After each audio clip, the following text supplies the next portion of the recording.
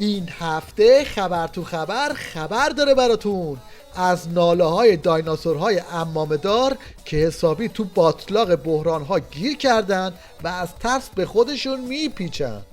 جو فضای مجازی در اختیار بیگانگان است و هر نوع سخن دروغی که بخوان در اون به گوش مردم میرسونن، دلها رو میلرزونن، انسانها رو نسبت به نظام بدبین میکنن. اینجوری که این داره میلرزه بعید میدونم بتونه خطبه رو تموم کنه.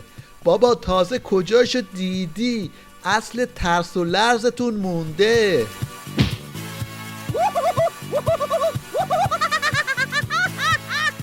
از این هراسونتر اون یارو بوفالوی ولایت تو مشهده که از نگرانی داره قبض روح میشه.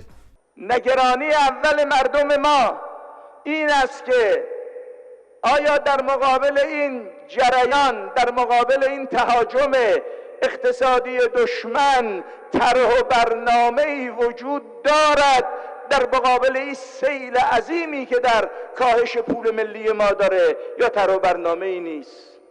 طرح و برنامه وجود داره اما دیگه دورش گذشته. طوفان شدیدتر از این حرف هاست که بتونید با طرح و برنامه مهارش کنید.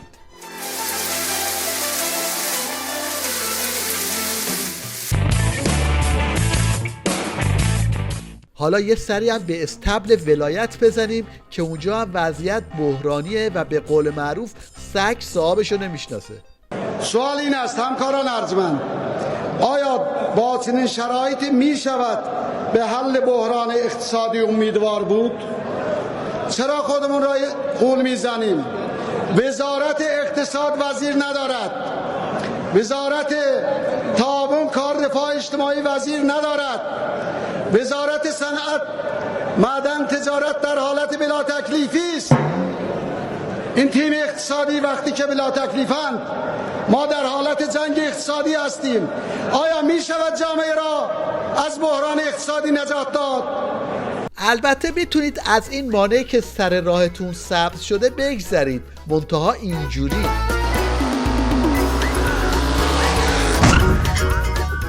حالا سوالی که پیش میاد اینه که راستی تو این وضعیت قمر در عقرب کارگزاران حکومتی کجا رو دارن چی کار میکنن؟ بفرمایید چند تاشون رو اینجا در حال افتتاح چرخ و فلک پیدا کردیم.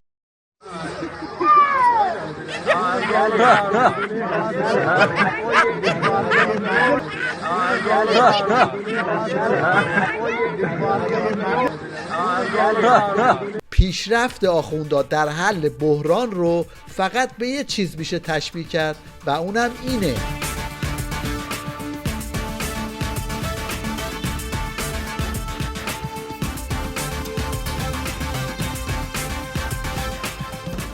این پاسدار سلامی رو هم آوردن که قبل از نماز جمعه به بسیجی‌ها روحیه بده و بگه همه چی مرتبه، اما سود زد و حسابی بند رو آب داد.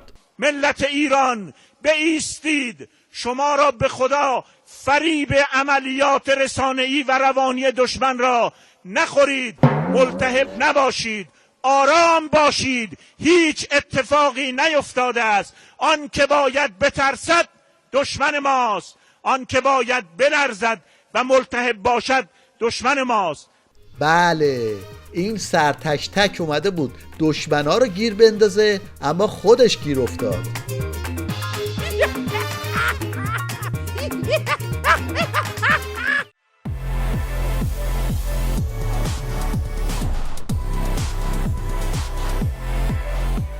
آخوندا در حالی میخوان وضعیت رو عادی جلوه بدن که حتی ترازوها هم از میزان بالا رفتن قیمت‌ها هنگ کردن و دیگه نمیکشن.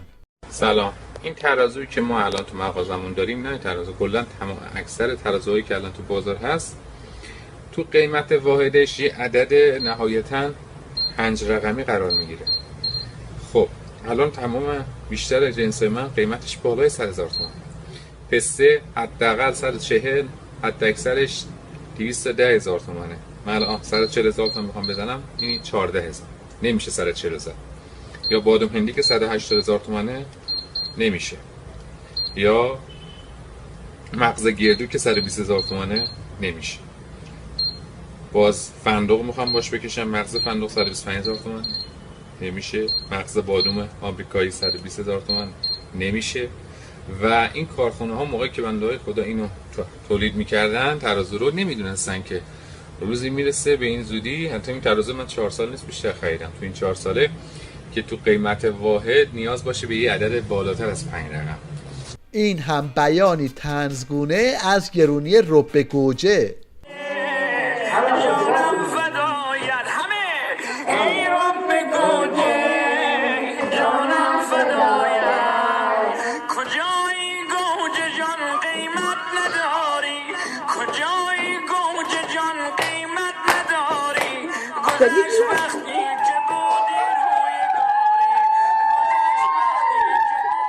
البته داستان فقط به رب گوجه محدود نمیشه.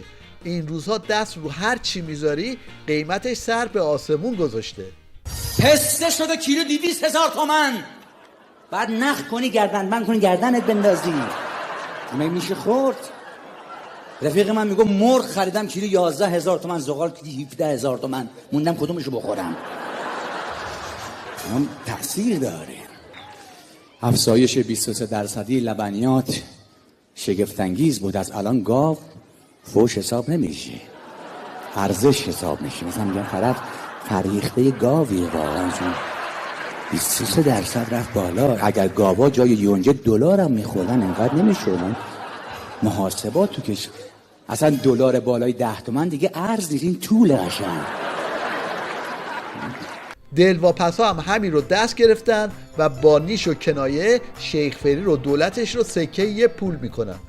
یعنی مثلا رئیس جمهور نفر اول اجرای مملکته، بعد یه ماه مملکت ریخته به هم، کار گرونی از صبح به صبح گذشته، داری شیر گاوو میدوشی. شیری که اولش میاد قیمتش با شیری که آخرش میاد فرق داره.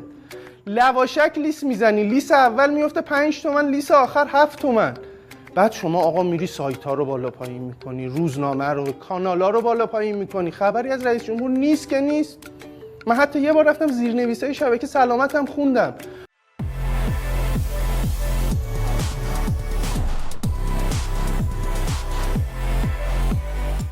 در جریان همین جنگ و دعواهاست که دست همدیگر رو میکنن و حرفایی میزنن که مخ آدم سوت میکشه.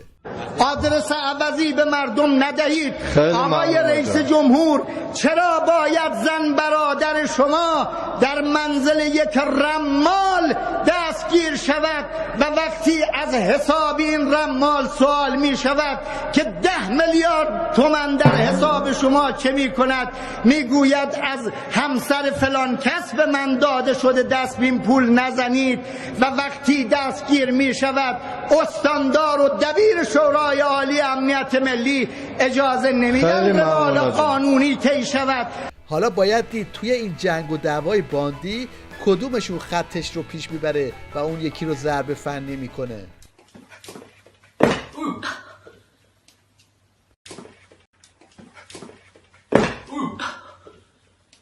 البته حرف آخر رو مردم ایران کف خیابون میزنن. روحانی همین 4 قلم جنس 210,000 تومان. ایشالله دوشنبه 16 مهر ماه تو خیابون ازت حسابی پذیرایی میکنیم. آماده ایم. توی هفته گذشته آخوندا پول مردم ایران رو موشک کردن و فرستادن هوا.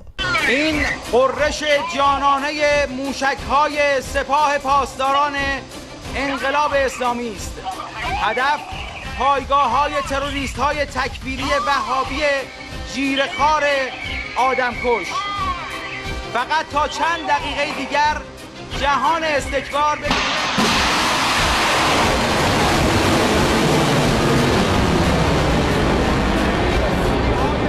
قرار بود آخوندا در ادامه هارت و پورتای همیشگیشون یه خودی نشون بدن و با این موشک پرانی‌ها به بسیجی‌ها روحیه بدن. یه چیزی تو این مایه ها. من یه چیز در مورد حوزه موشکی به شما بگم.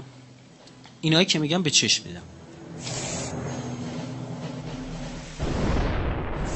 بنده فیلم های اینا رو با چشم دیدم، لحظه های برخورد. شما ندیدید خیلیش. نقطه زنی در حد زدن ماشین در حال حرکته. و یه مسجد وسط این خونه سمت چپش این خونه سمت راستش موشک زدن، خونه سمت چپ و خونه سمت راست رو زدن، مسجد سالم وسط. کانتینر 6 متری رو از چند صد کیلومتر بزنی. اما مثل همه کارهای دیگه آخوندا این بار هم کوه موش زایید و موشک‌های نم کشیده وسط راه بکسوات کردن و چند تاشون خوردن به کرموشا. نکنین گوشی من میفته پایین اصلا وای ترکید وسط نیتروزت اینها گذاشت دنبال بچه‌های تا فردوسی نمیرسه میفته تو. ماشاءالله با سپا ماشاءالله. وای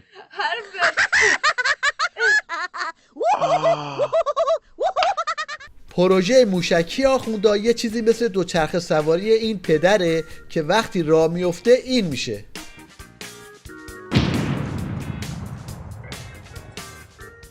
خلاصه این که وضعیت به قدری چپندرقیچی و پیش ترپیچ شده که هر کسی به شکلی و به زبانی این اوضاع رو منعکس میکنه. این هم یه شعری که یکی از خواننده ها خونده و گذاشته تو فضای مجازی. الهی به مردان جویای کار، به افزایش لحظه‌ای دلار، به آنها که در تولید موشکند، به آن کودکانی که بی پوشکند. الهی به حق جوانان پیر، به خواب عمیق وزیر و سفیر، به آنها که درگیر فاز خودند، اکابر نرفتند و دکتر شدند. به آن قهرمان نرفته به رینگ، به دست روی دکمه فیلترینگ، به نفت و ذخایر که رفتن هدر، به سهم کم مردمان از خزر.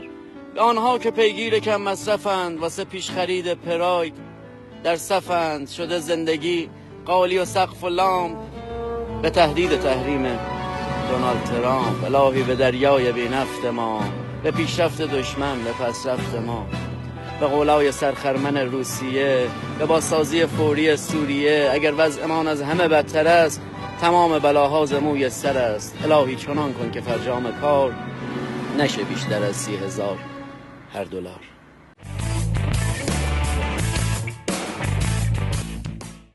رتبه اول مشنگای هفته خود شیخ فریه که در دیدار با رئیس جمهور فرانسه یه جمله کاملا بلد نبود انگلیسی حرف بزنه و هر چی طرف مقابل گفت این فقط خندید.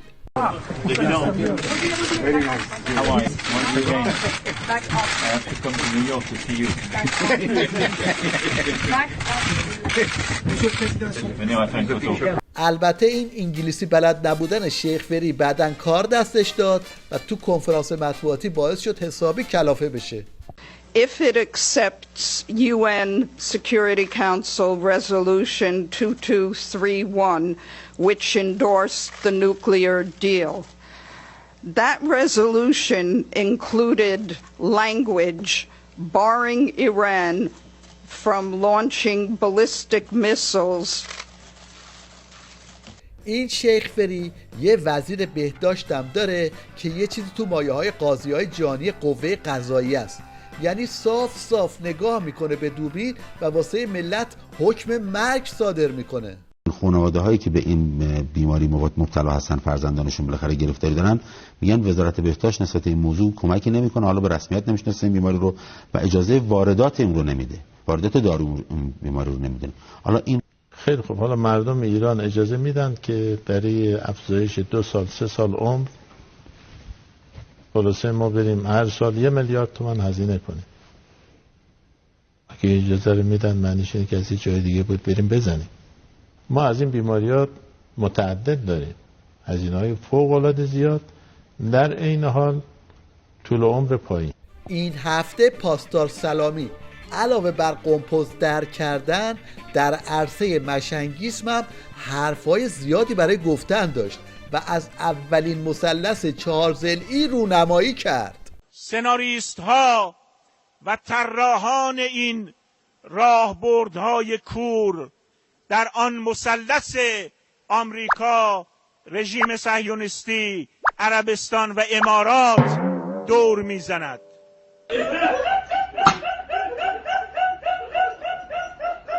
این پاسدار سلامی اون چنان سقفی در علم ریاضی زد که زیر اون هر چیز دیگه ای ممکنه.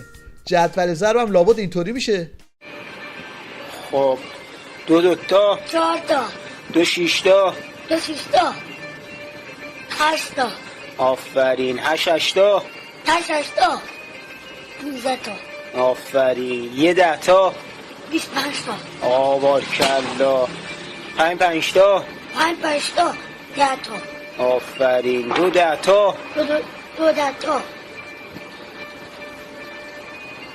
33 تا. آفرین. البته دیگه همه کارهای عظما راست و ریسته، تمام مشکلات حل شده، فقط پرتاب ماهواره مونده بود که اونم انجام شد. خوشبختانه 3 تا ماهواره هم آماده پرتاب داریم که یک ماهواره آماده پرتاب، 2 تا ماهواره در حال مراحل سازگاری با پرتابگر، ماهواره دوستی شریف، ماهواره پیام امیرکبیر، ماهواره ناهید. از پرتاب این ماهواره هم فیلم تهیه شد که با هم میبینیم.